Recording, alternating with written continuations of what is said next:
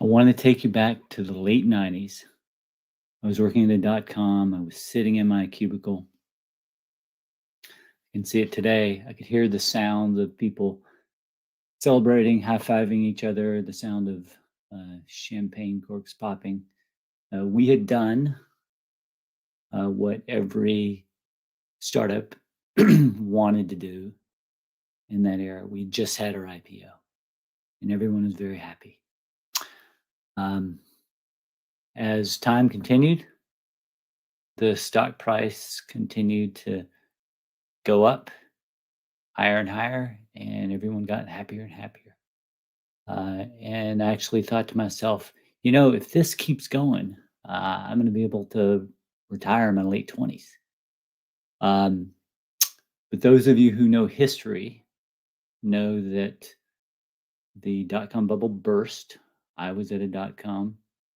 I held on to my equity until this company shut down and the stock went to zero. I learned a couple of important lessons. One is I needed to educate myself about how my equity worked. I had incentive stock options. I didn't really understand how they worked. I talked to my colleagues. They didn't understand either. I realized, hey, I need to educate myself. So I started to take some classes to do that. And that started me down the path to becoming a financial planner, making a career change into financial planning about 10 years ago. And it's the reason I'm here today and that I built this firm is because I want to make sure that tech employees like you've worked at Meta, you worked hard for your RSUs, and you want to make sure you make the most of them. So that's why I built this firm, is to make sure you end up in a better place than I did. So that's why we're here today. So welcome to our conversation. I'm going to share some slides with you.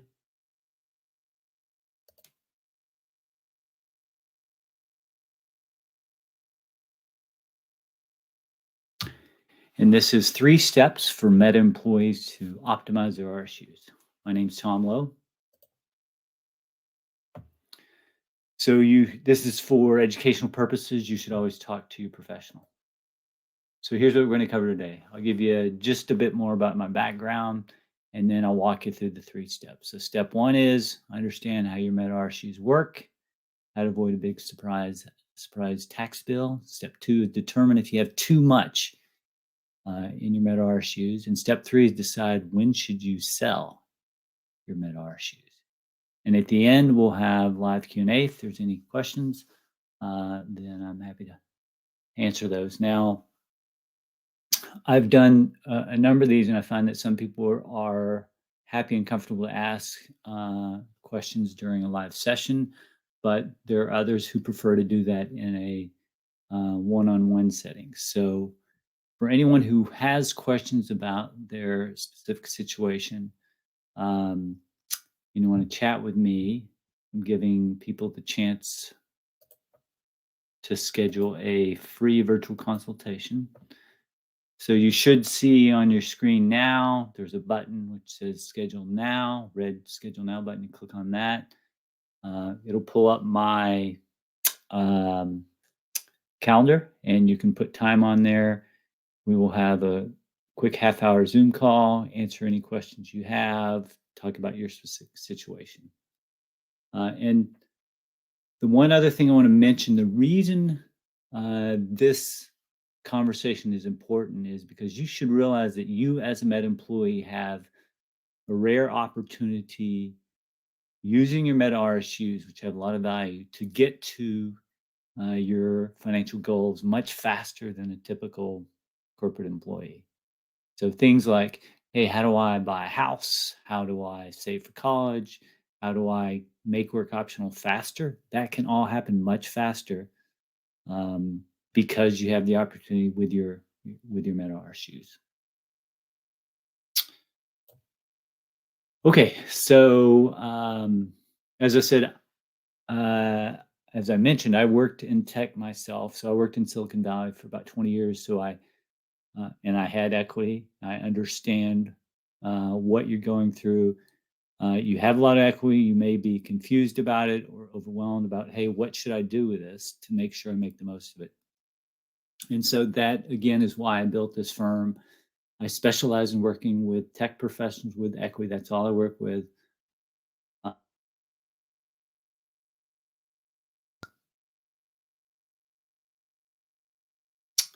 let's start with step one. Step one is understand how your Meta RSUs work and how to avoid a surprise tax bill.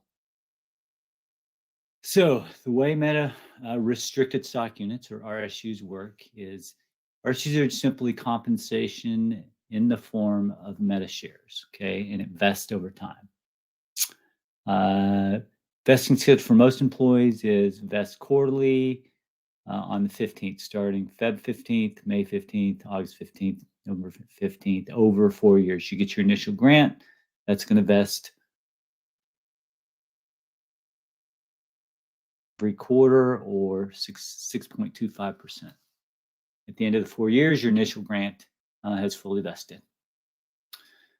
You may get future grants going forward, and those tend to be smaller amounts than your initial grant, but it would follow a similar vesting schedule. Now, let's talk about the tax treatment of RSUs. So this is important to understand. When you're granted, let's say you start working at Meta, you're granted your RSUs, there's no tax. There's $0 ordinary income tax. So, however, when you vest, on the day that you vest, then your RSUs are treated as ordinary income. That means you get taxed on them just the same as your salary or bonus, okay? On the fair market value of those RSUs on the day you vest, okay? And just to highlight this, that is different from other types of employee equity like incentive stock options or non-qualified stock options. So keep that in mind. RSUs, the day you vest, you get taxed immediately. Now, for my clients, I'll tell them, this is often helpful. I'll say to them, look, you can view your RSUs, it's as a cash bonus, just happens to be in the form of Meta stock, okay? And that's, again, because it's taxed when it's vested. Now, let me give you a couple of examples which will show you why you can think about it as a cash bonus. So let's just say your RSU version, which is the version you normally have. What happens is Meta gives you $100,000 in RSUs. You say you've vested $100,000 in RSUs. Then what Meta does is they sell about 40,000 of those RSUs to cover your taxes you're withholding. And then they leave you with $60,000 in Meta stock. So then you own $60,000 in Meta stock. Okay, so that's the RSU version. Okay, alternatively, let's look at the cash bonus version, which is, let's say Meta gives you a $100,000 cash bonus. Okay, they'll take out their taxes withholding just like they do with your paycheck. Let's say they take out $40,000 and they deposit $40,000 into your checking account. Now, what you could do is you could take that 60,000 in cash in your checking account, you go into the stock market and you buy $60,000 worth of Meta stock. So you now own $60,000 worth of Meta stock. So in both the RSU version and the cash bonus version, you end up with $60,000 in Meta stock, exactly the same place. So when I say you can view it as a cash bonus, this example helps you understand why you can think of it that way. Now, why is that important? Well, that's because what I ask clients, what you should ask yourself is, well, if Meta gave you a cash bonus today, would the first thing you do with that cash be to go buy Meta stock? Okay. Because if the answer, and most of my clients say, no, probably not the first thing. Because if you hold your Meta RSUs, then it's the same as buying stock at the current price. Okay.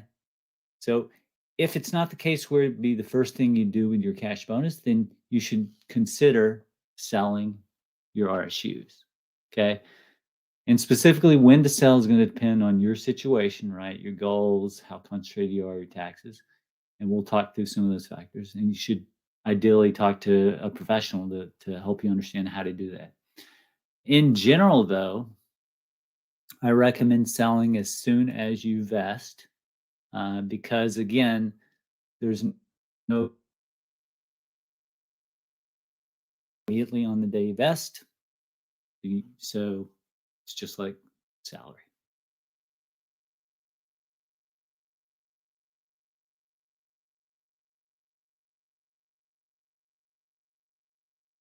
Often people come to me and say, "Hey, I got a big tax bill that I wasn't expecting. What happened?" Well, you the question you want to ask yourself is, have you had your taxes on your Meta RSUs under withheld? Okay. Again, you're going to pay ordinary income tax on the market value of your RSUs when they're vested. So typically that happens at a 22% federal tax rate for your RSUs. So for example, let's assume you're actually in the highest federal tax bracket, which is 37%.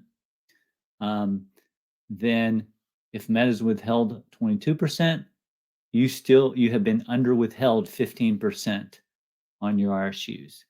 So let's say you invested $100,000 in Meta RSUs, you still owe the IRS about $15,000 in taxes. Okay. So the way to avoid this surprise tax bill, so with my clients, we usually work with a tax professional. We'll make quarterly estimated taxes and then payments on those so that you stay on track for your payments. You get to April of the next year, you don't have a big tax bill. And then at a minimum, what I suggest you do is you calculate that yourself if you use TurboTax, but you sell enough RSUs to cover those taxes and set aside that as a tax reserve in some safe liquid account. Okay, so that come April, you can pay your taxes. You have the cash to pay your taxes and you won't be surprised. So again, I want to take a moment. This is general advice. So if you have specific questions about your specific situation, then again, click on the schedule now button. I'm happy to chat with you about that.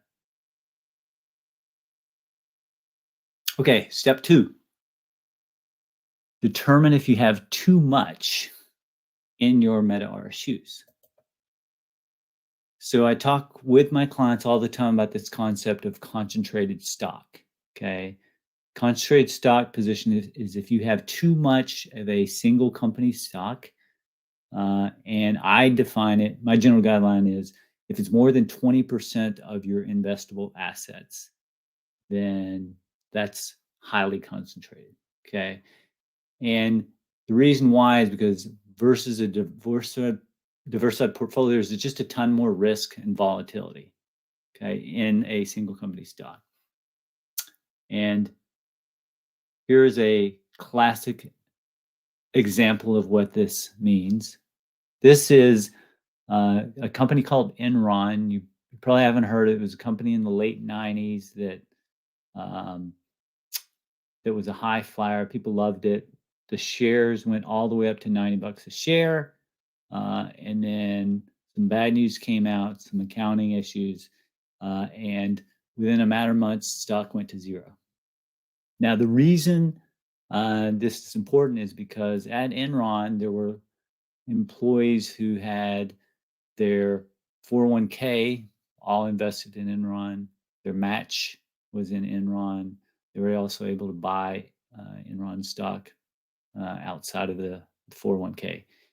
And so there were Enron employees who had most of their net worth, most of their retirement, all in a single company stock. They were highly concentrated. And so what happened was when this accounting news came out, stock dropped to nothing. There were employees who had hundreds of thousands, if not millions of dollars disappear overnight. And so their retirement was gone. That is the real risk of being too highly concentrated. Something that you don't have control over outside of yourself happens to your company. And a lot of your net worth or your retirement could go away very quickly.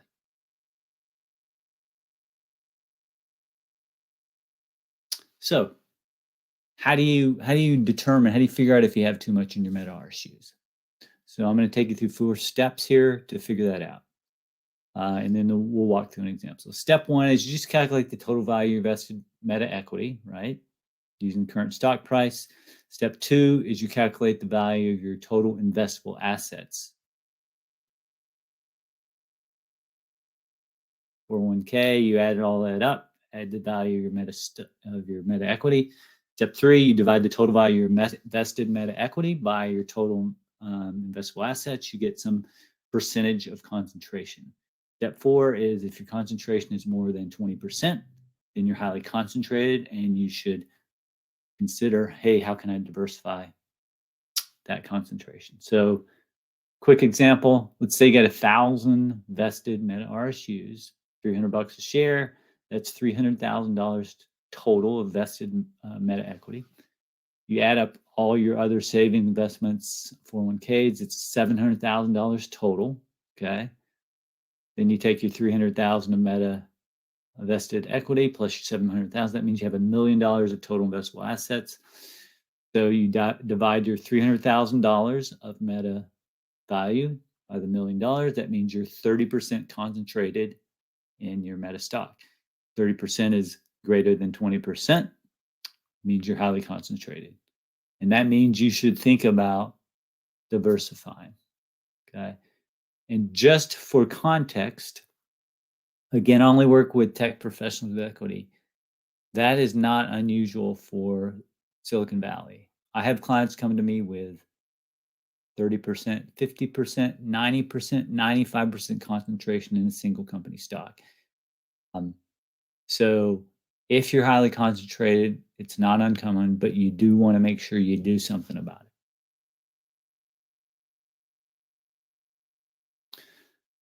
Step 3. All right. So let's say you are highly concentrated. Well, let's decide when you should sell your Meta RSUs. This is probably the big question for everybody. So here are ways I suggest you think about this. So first of all, identify if you have any near-term valid cash needs. That means I need cash for some reason, and it's going to be near-term, which I define as less than a year, okay, a year or two. So examples of this would be, okay, do you have to pay taxes on your equity? So if you vest these RSUs, you've been under withheld, you're going to have to pay taxes. Then that's something that is a valid near-term valid cash need. If you don't have an emergency fund, so that's in case of job loss, some medical, big medical expense, you should have that. You know, most clients I say you should have 3 to 6 months worth of living expenses. So if you don't have that set aside an emergency fund, that's another good example. And then a down payment. So let's say, okay, I'm going to buy a house in the next year. That's my goal. I know I'm going to buy a $2 million house. I'm going to put 20% down. I need $400,000 in cash for down payment. That's also something you want to get in cash. You don't want to have sitting in stock because you want that cash there so you can buy your house when you're ready to buy it. So identify if you have any needs like that. And if you do, then what I would suggest is go ahead and sell your RSUs as soon as the next window is open so that those cash needs are taken care of. You don't have to worry about them. Okay. So then the next step would be, because most of my clients will say, well, look, I believe in the long-term future of this company. So I want to hold on to the stock. So the second step is decide if you want to keep some percentage of your company stock for the long haul, meaning you can keep it for 5, 10, 15, 20, the rest of your life. All right.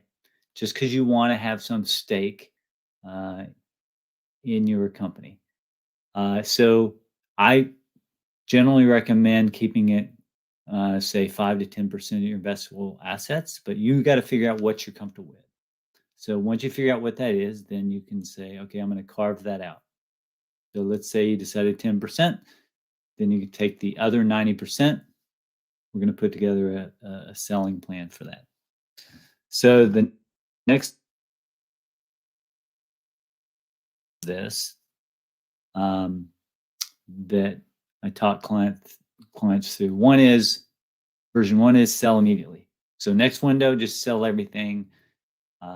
And that is helpful because you don't have to worry about the risk of the stock going down. And you get your cash immediately and you can figure out what to do with it. Okay. Most of my clients, that's too much. They're not ready to do that. So the next two versions are sell over time on a schedule. Okay. And then sell over time on a schedule, but a variation of that. More when the price is higher, less when it's lower. So let me talk you through that. That just means you say to yourself, all right, I'm going to sell, for example, 25% a quarter over the next 4 quarters. Okay. Now, there are a couple of benefits to this. One is you're not going to pick the single wrong day to sell when it's at some low point because the stock is going to go up and down. It'll probably average out. The other thing is you can spread your taxes out over multiple years. So the tax hit doesn't all come in one year. But the idea of this is you're putting your selling plan on autopilot. As soon as the quarter hits, windows open, you say, all right, I'm selling the 25%. I'm not worried if the stock is high or low. I'm not going to try to guess. Is it going to go higher? Is it going to go lower? You're putting on autopilot. What you're trying to do is just minimize the emotion that is involved in that decision because there is a lot of emotion.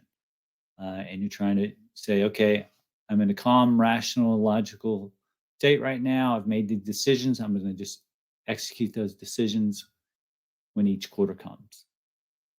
Okay. The next version of this sell over time on a schedule is you sell more when the price is higher and less when it's lower. And so you can set price bands and say, okay, if it falls within this band, I'm going to sell this much. So for example, you could say, all right, if the stock is $250 or less, I'm going to sell 15%. If it's between 250 to 350, I'm going to sell 25%. If it is greater than 350, I'm going to sell 50%. Okay. You need to figure out what the bands are, what you're comfortable with. But again, you're putting in an autopilot. Quarter comes, you look at where the price is. Let's say you put those bands, it's 300. You go 300, I'm going to sell 25%. You sell 25%. Okay. And you don't, again, try to think about is the price high or low. And you've kind of done that because you've set if the price is higher, you're going to sell more. If it's lower, you're going to sell less. Okay.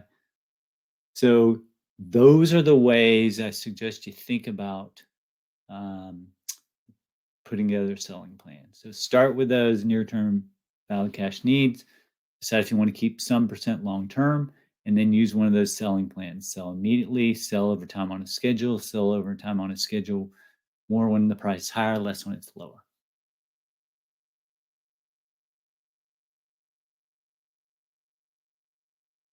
So those are the 3 steps you guys need to take. Again, if you have questions about your specific situation, just put time on my calendar here. Go to this URL or click on the Schedule Now button, and I'm happy to have that conversation with you. No cost, no obligation. Happy to answer those questions. Now,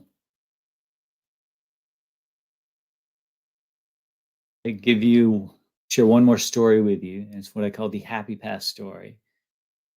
Just to give you an example of what this looks like when things work out well. So I have a client, couple. One of the The husband works at a big tech company. Couple came to me. They had about $5 million in RSUs, and client said to me, "Look, uh, I'm confused about how to use these RSUs. Things we want to do, but I want to know the best way to do it so that we can maximize the value, minimize taxes." So I sat down with a couple, young family, two young kids. We put together an overall financial plan that highlighted some of the key goals they had. And then we put together a selling plan to say, okay, how are we going to diversify your RSUs and use them to reach your goals um, as quickly as you want to? Okay. So we put together the plan. We started to sell. First big goal was, hey, I want to buy a house here in the Bay Area. As we all know, it's expensive. So what we did is help the couple understand, okay, how much house can you afford? How much down payment do you want to put down? How can you pay it? So we sold. They were able to buy a house in the Bay Area that they're very happy with. Their kids love. Okay. Second thing is, hey, help us take care of the kids. So next thing we did is we helped them understand, okay, for college, how much do we need to save? And we funded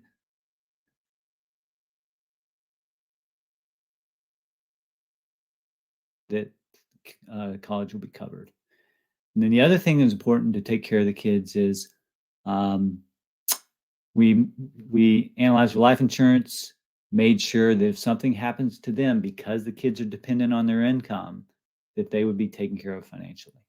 Okay, got life insurance in place, and then related to that, if something happened to both um, parents, then we made sure that they had estate planning in place, a will, so that a guardian was named in case something happened to both of them, instead of the state deciding, which is what happens. And then finally, the last important goal for them was, how do we make work optional early? You know, and we put together a plan. They now know how much they need to save, they have investments in place, and they're on track to make work optional early. So in their 40s instead of in their 60s. And that means that at that point, they'll be able to work if they want to work, but it's optional, meaning they're not going to have to go to work to pay the bills. So this is an example of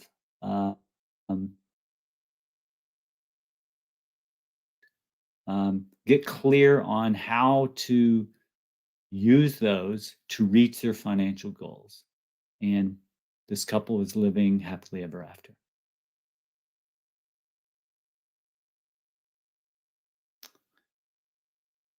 Okay, so I want to take a moment to answer any questions, see if there's any questions. So again, if you have any questions for me, then and you want to talk about your situation, then put time on my calendar. So let me take a moment, see if there are any questions out there. You can drop it into the chat. I'm happy to answer it.